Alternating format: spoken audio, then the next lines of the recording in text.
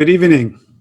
On behalf of the Shluchim and Shluchais in the Delaware Valley, it is my honor to welcome you this evening, both here on Zoom and on Facebook Live, for this event to commemorate and prepare to commemorate the yahrzeit of the Rebbe. Over the last 25 years, each year from that dark moment in our life, we have all gathered in a central location in the Philadelphia area to be with each other, to be inspired by one another, and to prepare together for this auspicious and awesome day. This year, our darkness has been increased because we cannot be together to be sharing ideas, being inspired, and prepared together for our day. However, every challenge creates opportunity. And this evening, we're able to gather with many more people in many different locations. So although we are separated in body, but in spirit and in heart, we are together even stronger as before. It has been 26 years since our Rebbe has physically not been with us. But it hasn't been 1 minute that the Rebbe hasn't been with us spiritually. And the Rebbe's spiritual presence has been felt. The Rebbe's teachings and the Rebbe's ideas continue to guide and enlighten our generation, a generation that doesn't just span a few years, but the generation charged with that vital mission to bring history to its destiny with the coming of Mashiach. And the Rebbe, through his presence in our physical life, has left us and continues to inspire us with many messages to guide us during very challenging times, and to enable us to overcome all the challenges, all the struggles that we will encounter on our way towards that goal, including the challenging times we are in now.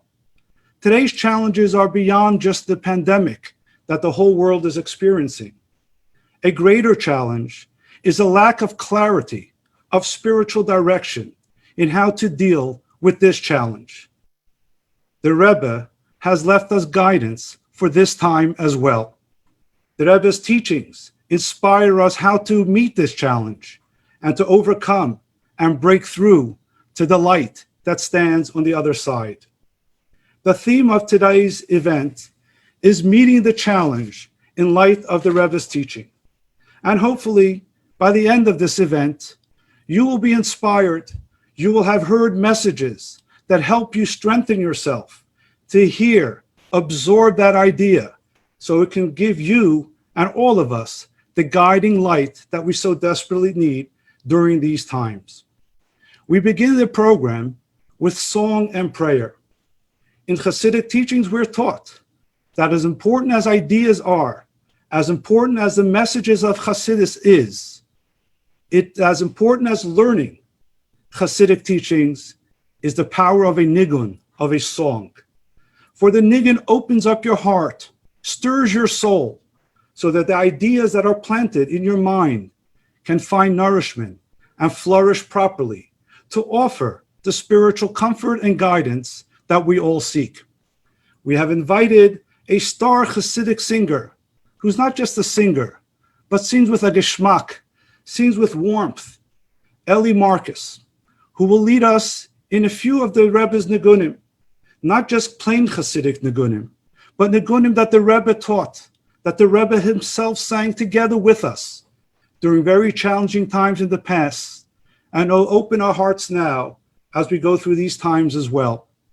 Following the opening nigun, we will start with a prayer, the recitation of Psalm 20 in the Tehillim, and the opening verses of Psalm 119, the Rebbe's Kapitel. Tehillim will be led by Rabbi Zalman Lipsker, a senior shliach here in the Delaware Valley, and director of Adah L'Dovrei Ivrit, the Israeli division of Lubavitch of Philadelphia. Ladies and gentlemen, please give your attention to Eli Marcus.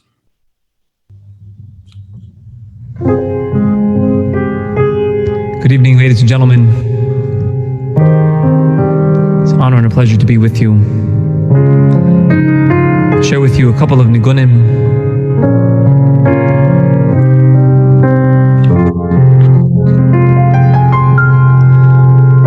niggin has the power to take us to a different place. Music has the power to take us to a different place. Especially the niggin of a Rebbe, a holy song, can help us travel to new spiritual heights. So this first niggin is called Tzama. Comes from the words of David HaMelech, King David in Tehillim, where he says, "My soul thirsts for you." And our soul can never quench its thirst for God, always searching, always looking for more.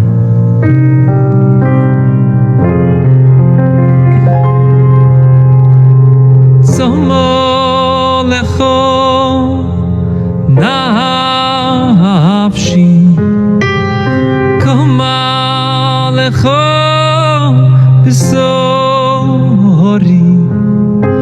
b'eretz Tzion ve'yoyev b'limoyim.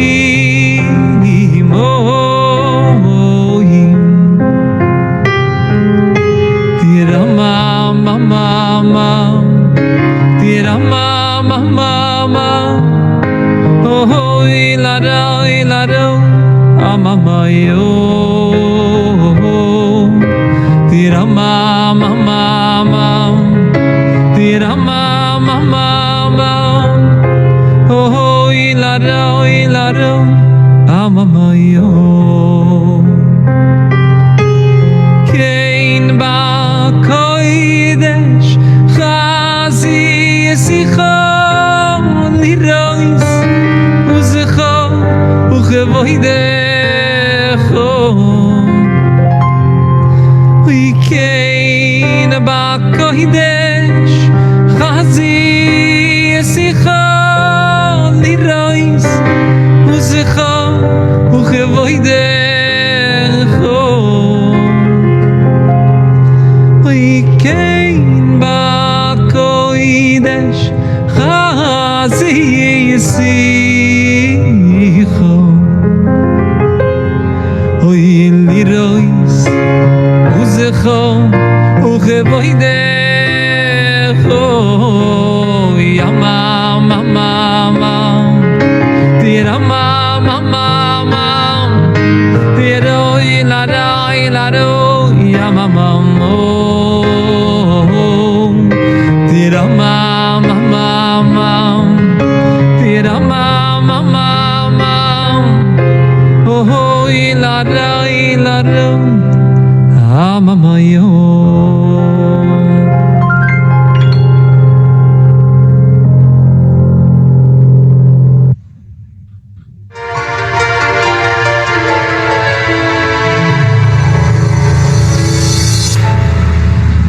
Because of the troubled times that we find ourselves, we will say the special kapitel Chof, the 20th Psalm. Lam natzeyach mizmor leDavid, yancho Adonai b'yom tzoro, yitzagevcho Shem Elohei Yaakov, yishlach ezrecho mikodesh, umitziyon yitzodeko, yitzkoyed kol minchosecho, ve'eloscho yedash neselo, ייתן לך חלבובך וכל עצותך ימלא, נרננו בישועתך ושם אלוהינו נרגוהל, ימלא אדוני כל משלתך. אתו יודעתי גשייה, אדוני משיחי, יענהו משמי קודשי, בגבורי תשע ימיני. אלה ברכב יאלה בסוסים, ואנחנו בשם אדוני אלוהינו נזכיר. הם קורו ונפלו, ואנחנו קמנו ונצעדות. אדוני יושיעו, המלך יעננו, ויום קוראנו. And now we will say the Rebbe's Kapitel Kuf Yutes 1:19, the beginning. Ashrei Smimei Dorech Ha'ilchim B'Seiras Adonai, Ashrei Noitzrei Eidoisov B'Cholev Yidreshu, Aflei Fualu Avlo Bidrochov Holochu, Ato Tziviso Fikudecho Lishmoir Meoid, Achalai koy koinu drochoy lishmoy chukecho oz leivish bi'amiti o kol mitzvoisecho oitcho b'yosher leivov d'lomdim ish b'tei tzidkecho es chukecho eshmoy al ta'adveini ad me'oid. Rebbeinu Shalom, help us in all of our needs. It should be Keshura, and mainly to send us the Geula Shlema by Mashiach Tzidkenu, and we should see the Rebbe again, B'meira B'yomeinu, Amen. Thank you, Eli, and thank you, Rabbi Lipsker. To help us understand and prepare for the significance of this day, we in the Delaware Valley are extremely fortunate to have as our head shliach my dear father, Rabbi Avraham Shem Tov, who was one of the pioneering shluchim in the earlier years of the Rebbe's leadership, who together with a few friends trailblazed the road and the path to begin the translation of the Rebbe's vision of a world filled with awareness of Hashem that has led to the thousands of shluchim and shluchos around today. In addition to being the head shliach for us here in Philadelphia, the Rebbe personally appointed him to chair the global organization, Agudas Chassidei Chabad, Lubavitch World Headquarters. We are so fortunate to be able to hear his insight and gather inspiration from such a towering chassid who is our head shliach. Following his words, we will have another nigun by Eli Marcus to allow us the time to absorb the message, to think about the message, to eternalize the message so that it could come personal and meaningful in the days to come. Ladies and gentlemen, my dear father, Rabbi Avraham Yitzchak Shem Tov.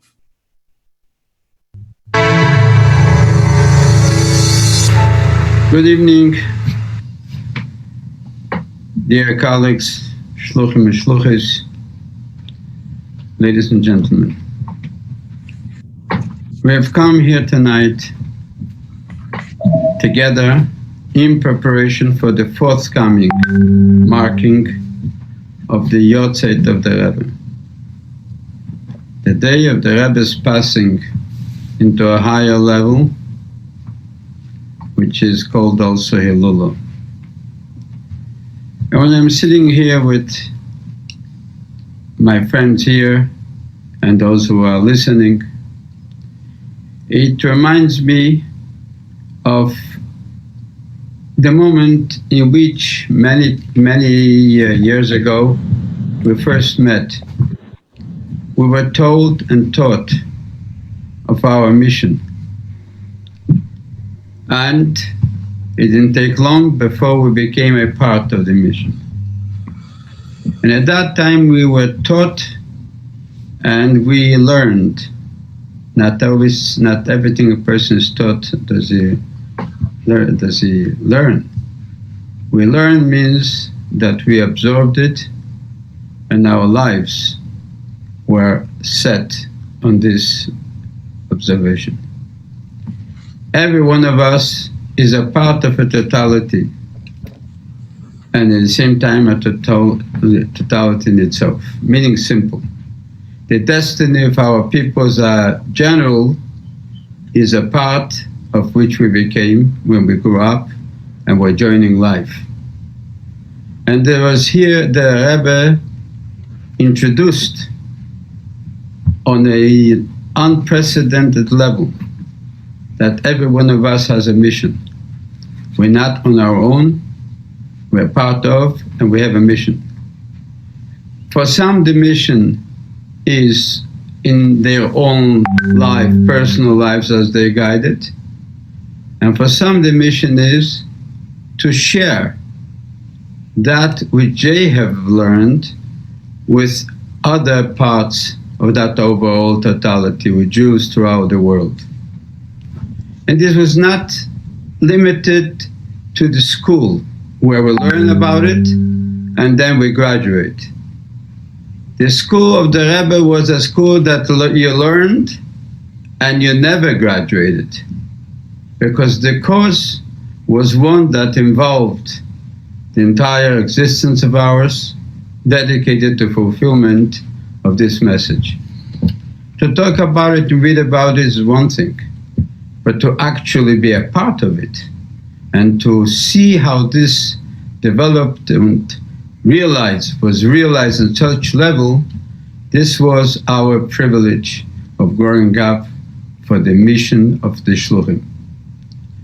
And this is something that with the passing of the Rebbe, according on the request of the Rebbe, never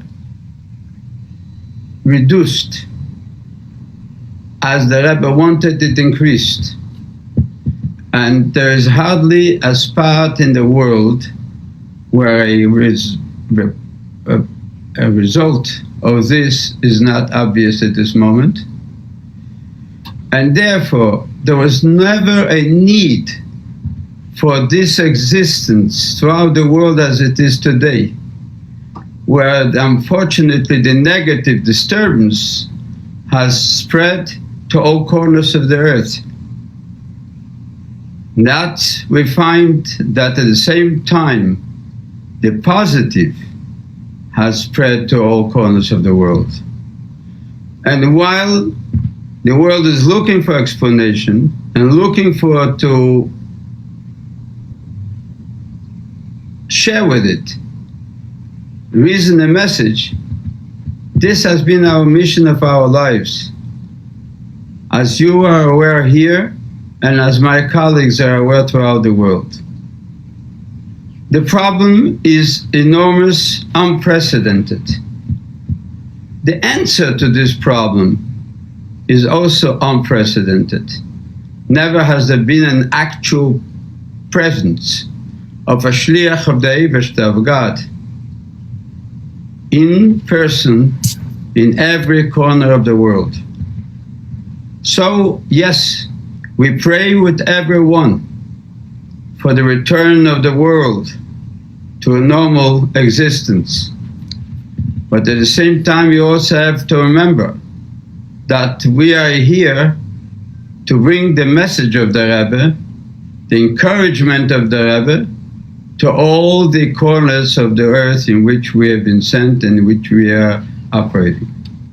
So when we are approaching this day of the Rebbe's passing, that's a day which sums it up, reminds us all of what our mission is, and that our mission has been accompanied by the capacity to fulfill it. In the presence of the audience here, I am calling to my colleagues, to my conscience, sharing with you aloud. This is an unusual time, but it is also unusual in the possibilities that we've been granted to deal. As we are ordered to observe the Torah, we are also at the same time given the opportunity to do so. And not only given the opportunity to believe in, but to actually bring it down to reality and practical behavior. The encouragement that each and every one of us brought us from all parts of the world to where we are today, or to all parts of the world, that encouragement withstands us now on our own and to share it with others. That there is always a reason behind what happens in the world. Nothing is by accident. Everything is by the guidance of Hashem. And we are here together to learn and teach and share with others.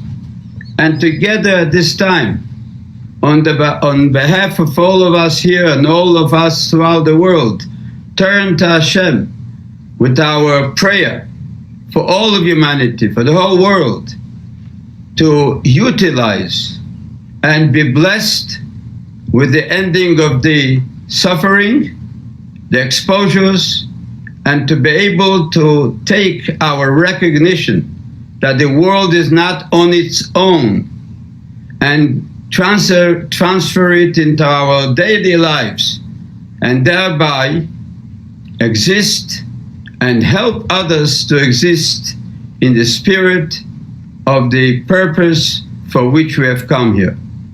This is a message that will spread throughout the world by my colleagues, by our colleagues in every place that they are today, and tomorrow and the day after tomorrow, marking the passing of the Rebbe.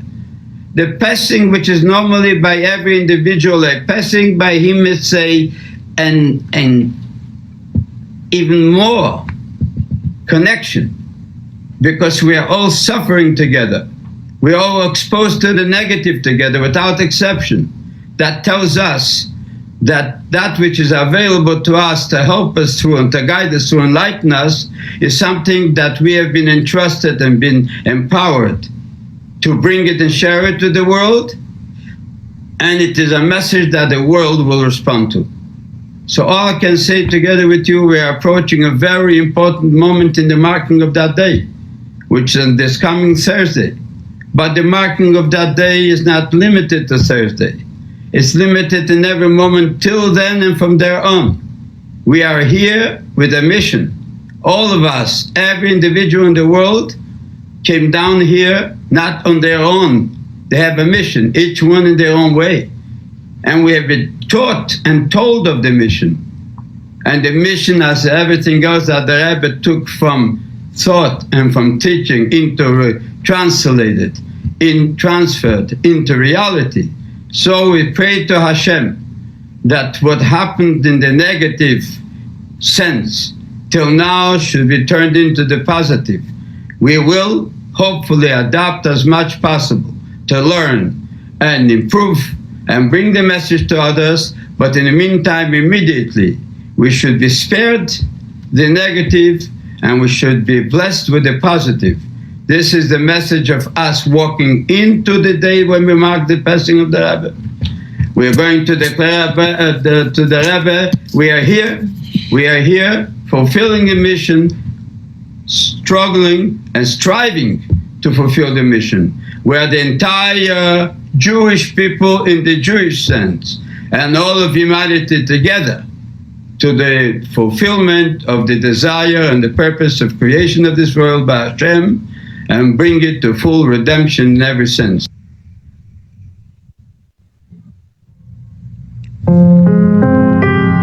This next niggin is called Kyonu Amecha. Comes from the prayers of Rosh Hashanah and Yom Kippur. We declare that we are God's nation. He is our God. We are His children, and He is our Father.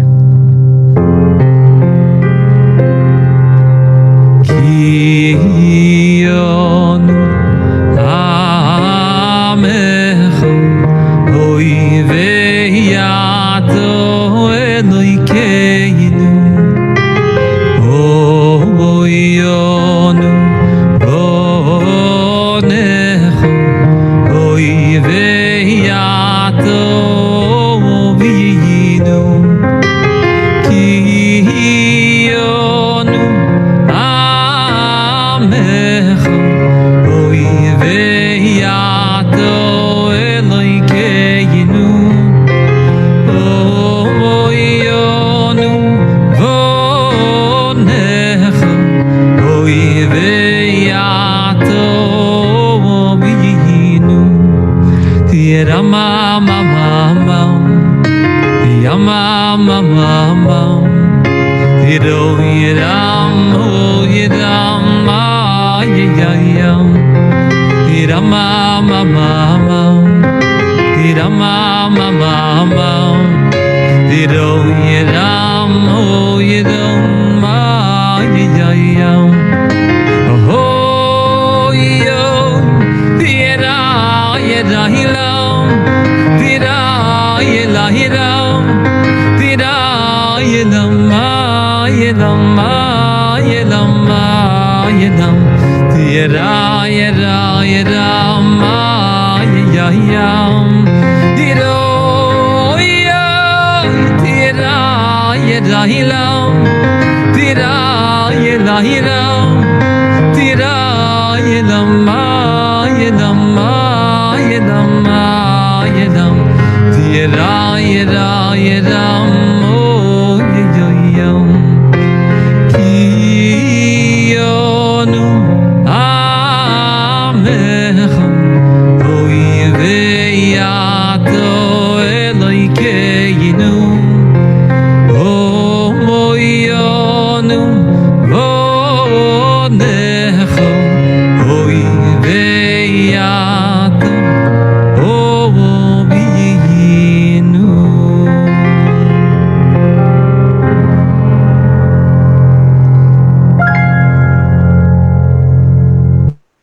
Thank you, Rabbi Shem Tov, Tati, for those very inspiring words to set the tone as we prepare for this special day, and Eli for allowing us the time to internalize that message.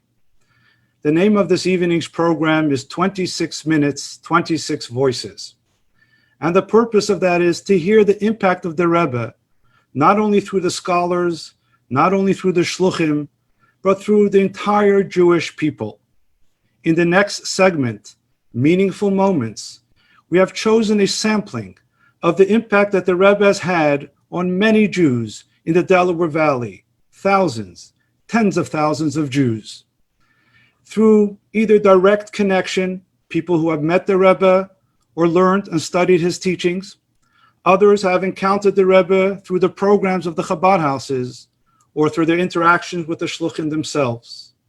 Whether through a shliach or through a program, what is the inspiration behind the shluchim and the programs is the Rebbe's faith in every Jew, the Rebbe's faith in the ability of every Jew to rise to the occasion. While we watch these stories and listen to these few voices that we have in this segment, think about your moment, your connection, the time that you were able to feel that faith in you. And let that be the opening of a channel of the Rebbe's blessings and energy to guide you and shine through you to the people around you during these challenging times. My dear friends, ladies and gentlemen, please pay attention and join me as we hear the voices of many people in the Delaware Valley through the Meaningful Moments videos affected by the Rebbe right here in our own backyard in the Delaware Valley.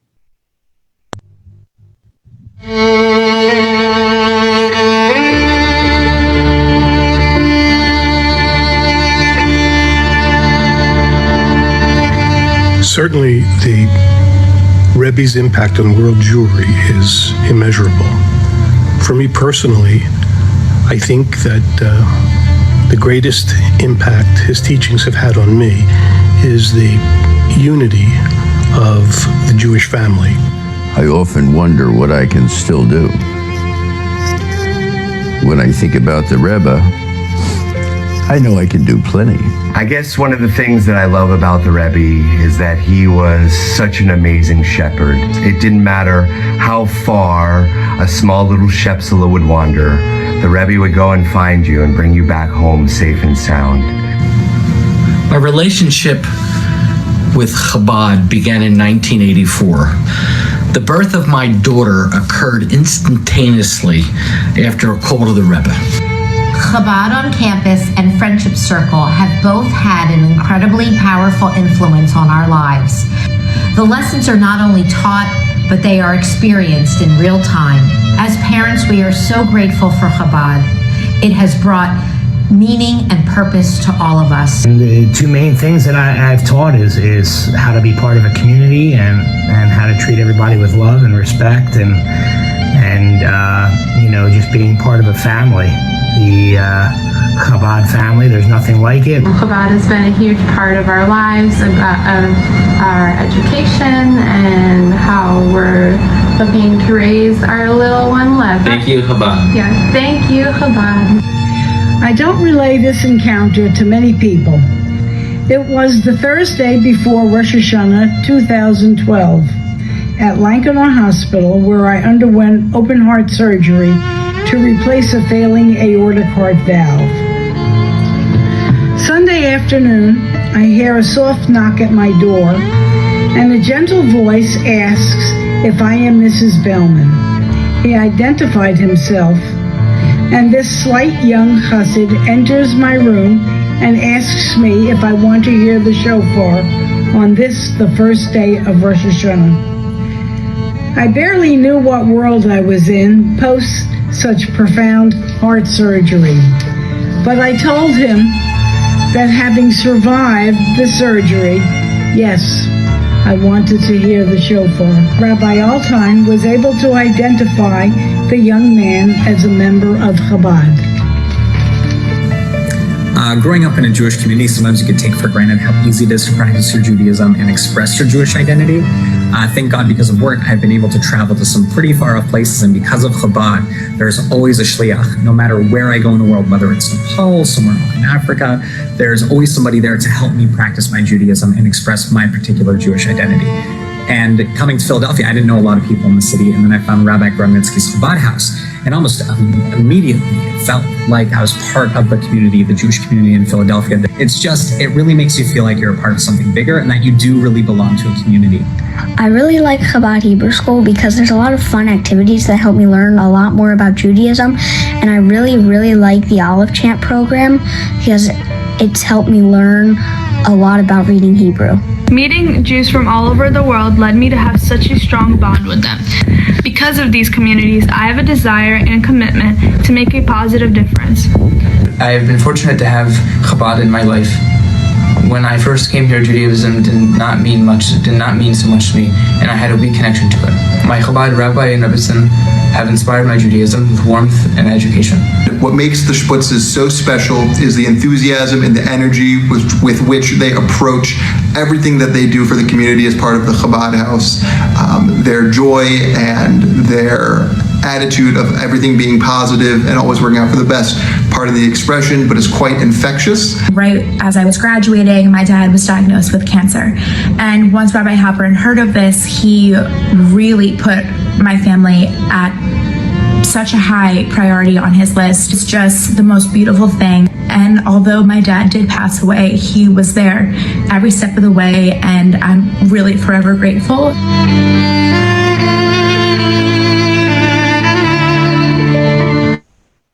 Very powerful, very inspiring. The way the Rebbe has inspired his shluchim, and through the shluchim, so many people in so many different ways with that love and commitment and connection to Yiddishkeit. We've heard about the local voices, but there are many voices around the world, voices of lay leaders, of community leaders, of government leaders. And when you hear those voices, you get a bigger picture of the global, deep impact that the Rebbe had and inspired the world we live in today. 6 years ago, in the summer of 2014, we saw the publication of a groundbreaking book entitled Rebbe, in where many of those voices were gathered together to help us understand and see that picture in a very real and practical way. It was so groundbreaking, so monumental, that it was the first book of the Rebbe that climbed the bestsellers list on the New York Times very quickly. Huge accomplishment, but a beautiful understanding of those many voices. This evening, we have the honor and the privilege to have the author of the book, Rabbi Joseph Telushkin, 6 years later, who will offer us an insight and distill all those voices into 5 different lessons and ideas that he learned in working on this book and the impact that it has on him. And he has agreed to allow us to dialogue with him just a bit. And we're going to take questions soon from the community and from all the participants and pose a few questions to Rabbi Telushkin after his presentation. Ladies and gentlemen, please pay attention to our guest speaker this evening, Rabbi Joseph Telushkin.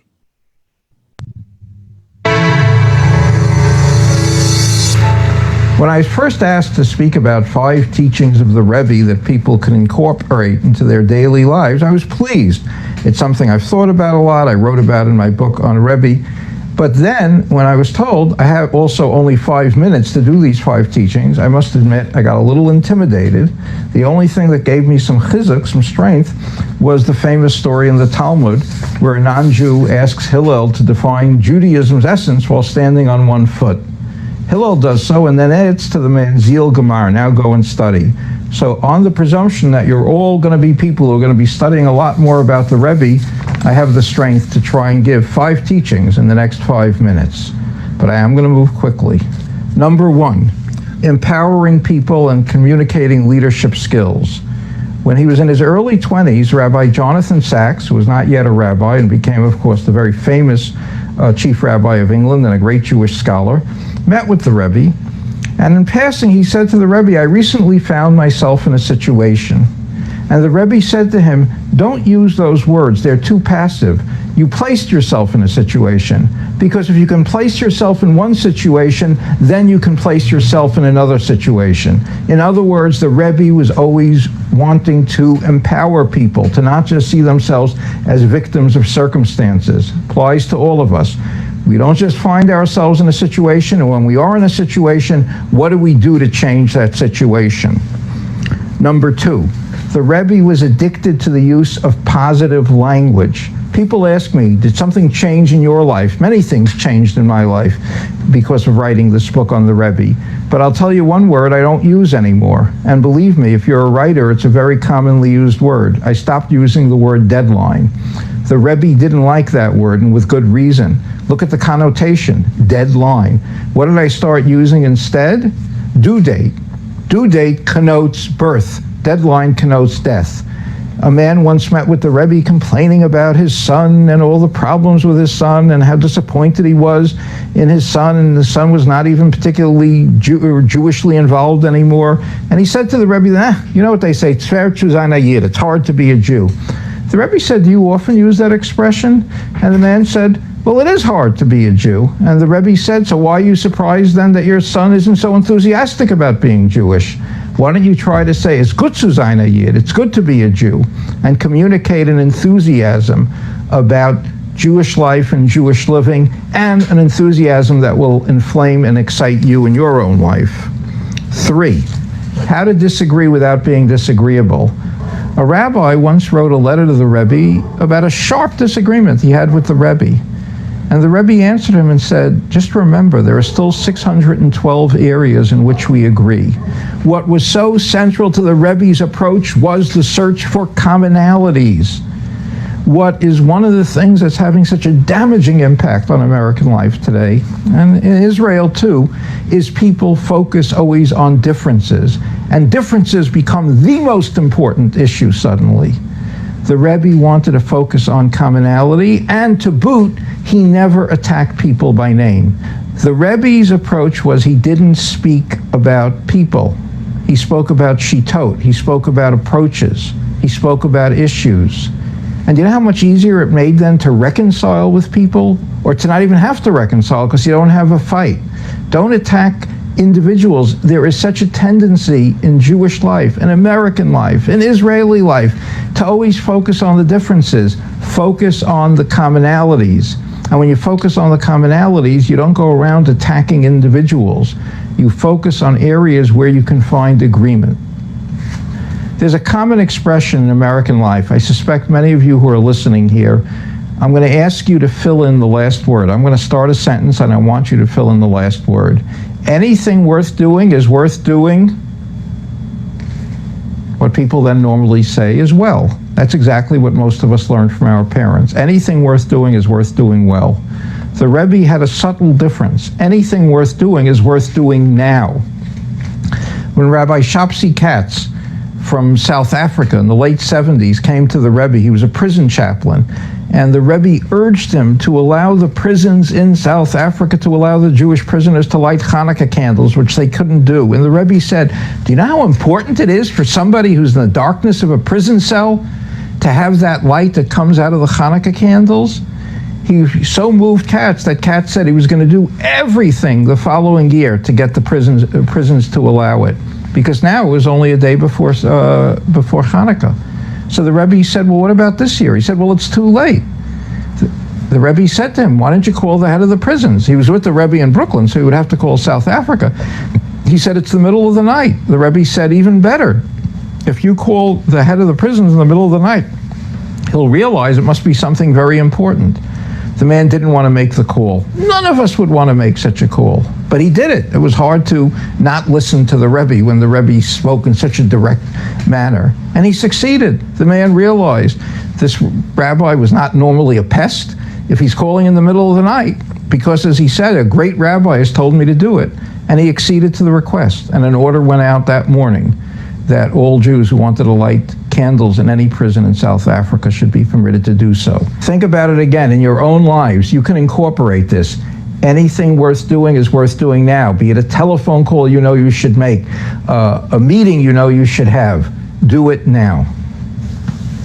And fifth and finally, find the love and the things you can love about in the people you meet and things you can respect. When Israel Meir Lau, who later on became one of the really major, very significant chief rabbi of Israel, when he was a young man, a newly ordained rabbi, he came to meet with the Rebbe. And the Rebbe asked him what he was doing. He said, I'm involved in Kiruv Rechokim. I'm involved in bringing back those who are far away near. It's a term commonly used in religious life to refer to influencing people who are not particularly observant religiously to come back to leading a more Jewish life. The Rebbe didn't like the language. He didn't like the judgmentalism inherent in the term, I'm involved in Kiruv Rechokim. He says, how do we know who's near and who's far? Everybody, they're all very dear in God's eyes. 5 lessons, 5 things we can incorporate into our life. Thank you. Thank you, Rabbi Telushkin. That was incredible. I have an idea for your next book, 5 Habits for Highly Effective Shluchim of the Rebbe and People of the Rebbe. I think that will climb up the ladder too. Well, my dear friends, that was incredible. Now we have a chance to actually ask Rabbi Telushkin a few questions. We're going to open up the chat box and you can enter your questions. I won't be able to take all of them. We'll take a few, but definitely we'll find those representative of the questions of the community. So Rabbi Telushkin, let me find here a question. Oops, here we go with one. This is from Bryn Mawr, Pennsylvania. Rabbi Telushkin, this is a question. It's a little heavy question, but I think important. How familiar was the Rebbe with Western culture? The Rebbe was surprisingly knowledgeable about it, and we have a very interesting account of it by Irving Bloch, Yitzchak Bloch, who was a graduate student in Harvard. He met with the Rebbe. He was getting a doctorate, a PhD in philosophy, and at that time he was specializing in his studies of Plato, one of the really eminent, iconic figures in Western philosophy. And the Rebbe mentioned to Bloch, he said there's a lot of cruelty in Plato, and he then explained what he meant. Plato believed that parents should not be the ones raising children, that too many parents were ill-equipped, they weren't really intelligent enough, it would be better for the state to raise the children. The Rebbe said, you know how cruel that is? Nobody loves children as much as their parents do, and to entrust it to the state will want them to just be loyal to the state. The idea of de-emphasizing parents, which is at the center of the 5th of the 10 Commandments, honor your father and mother, in favor of the state was the whole basis for totalitarianism. And Bloch said he had never heard such a thing said. And then a few years later, a leading academic figure came out with a book on Plato using the same language as the Rebbe. Using the same language as the Rebbe, that said his attitude is cruel.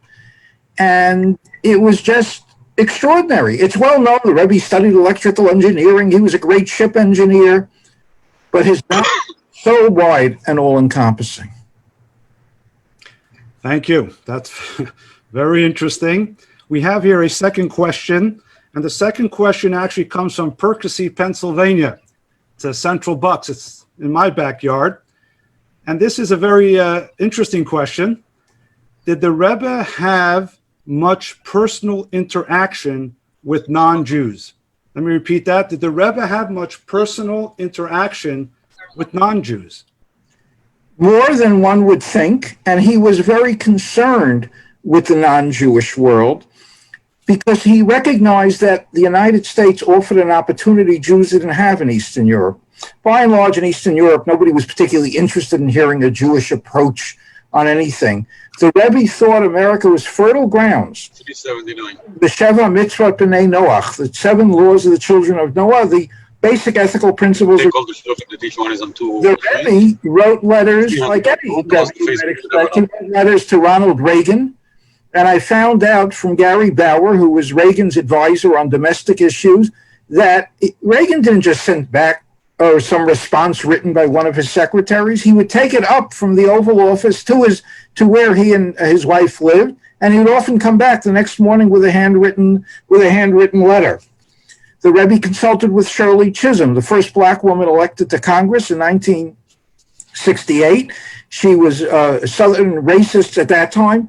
Put her on the agricultural committee. She was representing Bedford-Stuyvesant and Crown Heights. She didn't want to be on the agriculture committee. And she was angry. She wanted to do work in education, labor. The Rebbe said to her, you know what you can do on the agriculture committee about getting food into the hands of poor people? And she then goes on to play a key role in developing the whole food stamps program and for other programs with food. And when she retired from the Congress, she made this extraordinary statement. She said, if poor children today are getting food that they wouldn't have gotten otherwise, it's because that rabbi in Crown Heights had a vision. He was the only rabbi as of yet, and God willing, other rabbis will have this honor, to be given the Congressional Gold Medal of Honor. And who sponsored it for him? On the Republican side, it was bipartisan. It was Newt Gingrich. And on the Democratic side was John Lewis, who was, of course, one of the closest people to Martin Luther King. And Lewis got up and said, this is probably the only issue on which Newt Gingrich and I have ever agreed. So the Rebbe's reach was really quite remarkable and quite broad, and he was just known as the Rebbe. Mm-hmm. Wow, that's incredible. Yeah, we know a lot about that gold medal and Gary Bauer and the impact in Washington. As we know, it all stems from Castor Avenue in Philadelphia, from my dad's office. Believe me, yes, the Shem Tov family, yes, a very, very, very major role in that. That is a great impact globally. We're going to take one final question, actually from our neighboring state of Delaware. And this is the question. You had many stories. You interviewed many people. What was the most surprising story you heard about the Rebbe during your research? I'll tell you one that really took me aback. Ira Weiss, who was, of course, the Rebbe's and the Rebbitzins' cardiologist, and his father had a stroke, a bad stroke. And the Rebbe used to ask him about his father, and he asked him on one occasion, he said, so what are you doing to give your father some enjoyment in his life? You know, and Weiss answered, look, he can't speak, he can barely move. There's not a lot he can do that can enjoy, but every Sunday, my mom and I, we take him out for a nice restaurant and a nice meal. And the Rebbe said, well, what are you doing for him to have some enjoyment? And he said, well, the truth is, my father used to always like to go to a pool hall. He'd play pool there. He'd play cards with friends. He would talk about horse races. He said, I never told this to the Rebbe. I was a little self-conscious about it. And the Rebbe, I'm just looking for a second at my book, the Rebbe said to him, why don't you take him to the pool room? And maybe on Sundays, bring him there to see his old friends and watch card games being played and talk about the horse races. Weiss was so taken aback, but he really started doing it. And he said he realized then the brilliance of the Rebbe.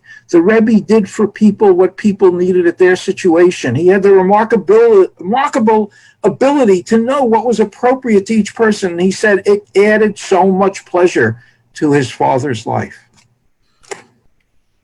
Thank you, Rabbi Telushkin. That was really incredible. And what a way to end off this segment of really feeling the Rebbe's impact, not just in academia, not just in government, but really understanding the person, a lesson that I think we all must take to heart as we deal in those levels, something we can all relate to. So, Shekoach, thank you very much, Rabbi Telushkin. My dear friends, we've heard many voices. We've heard of many voices, but the voice we all want to hear, a voice of guidance, a voice of clarity, the voice of our Rebbe. And to share with you the voice and message of the Rebbe in dealing with challenging times, we chose to share with you a video of a meeting that the Rebbe had in 1976 with a group of IDF soldiers. These weren't ordinary soldiers of the IDF. These were wounded soldiers with severe handicap who came to America and then came to visit the Rebbe. Now think about it. 3 months ago in our lives, so much that we planned, so many of our dreams and our visions came to a complete halt when so many freedoms and so many possibilities was just taken away from us. And we were displaced We were challenged. We didn't know what to do. But imagine those challenges and those things will hopefully come back to us soon. But imagine being handicapped for the rest of your life. You go in to defend your country with passion, with idea of great vision, and with dreams and hopes for afterwards, and then it's cut short. We can all imagine the great challenges and pain of being confined to a wheelchair for the rest of your life. It's that challenging moment that I'd like you to place yourself, and where the Rebbe addressed this incredible group of Israeli heroes in a very direct and clear and compassionate way. When we talk about meeting the challenge, this talk is something that we all felt would be the most important talk to share with you at this moment. Please focus and pay attention to the Rebbe's words, which will be introduced by one of those present at that very gathering.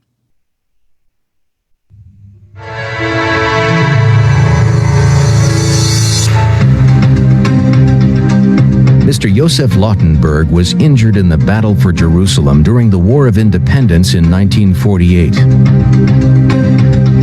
He was among the founders of the IDF Disabled Veterans Organization and the founder of Beit HaLochem, a rehabilitation facility for wounded soldiers. Mr. Lautenberg had an idea to bring the group to New York to visit with the Rebbe. התקשרתי למזכירו של הרבי ומיד התקבלתי בתשובה חיובית בחמימות וקבענו את המועד שנבקר בחצר הרבי. באנו עם שני אוטובוסים לחצר הרבי, לבית של הרבי, וכמובן יצאו לקראתנו והביאו אותנו, שמרו לנו מקומות בחזית הבמה. יצא הרבי ועלה לבמה ודיבר אלינו. הוא דיבר, עיקר דבריו היו למשלחת הזו, ואנחנו חשנו בהתרגשות הגדולה שלו, מתוך באמת יחס מיוחד, הוא דיבר אלינו בעברית. זה היה באמת דבר שדיבר ללב כולם פה בהתרגשות, והיו בינינו אנשים מסורתיים והיו כאלה שאינם מסורתיים, אבל קיבלו את הדבר הזה, את המפגש הזה עם הרבי, באמת בהערכה בהתרגשות רבה, אין פה מה לדבר. כדי שיחלס ביד כל אחד ויחס מדעם ישראל לישראל ממעל ומתידס והגבולס המוקים, הרי גם כן ביכולתו לישראל מעל למדידס והגבולס הזמן, על ידי זה בואים לעד מסקונו שהיחלס לישראל מעל למדידס המוקים והזמן, הרי זה מפני שמתכונס העם היהודי להגביר הרוחניוס על הגשמיוס, להגביר הכמוס על האיכוס, ולכן גם כן אין די כנכה מהשם שנסים למישהו שהוא נכה, שזהו מראה על משהו נחיסוס וירידו, כי אם אדרבה צריך להדגיש בזה שהוא משהו מיוחד ומצוין על ידי ברי האדם שנוסם לכיחס מיוחדים יסרים על מה שישנו לאדם מן השורה, ולכן דווקא ביכולתי להסגבר על קושיים ומניעס שאין ביכולת להתגבר עליהם לאדם מן השורה. ולכן הייתי מציע שישנו השם ויקורו מצוינים בישראל.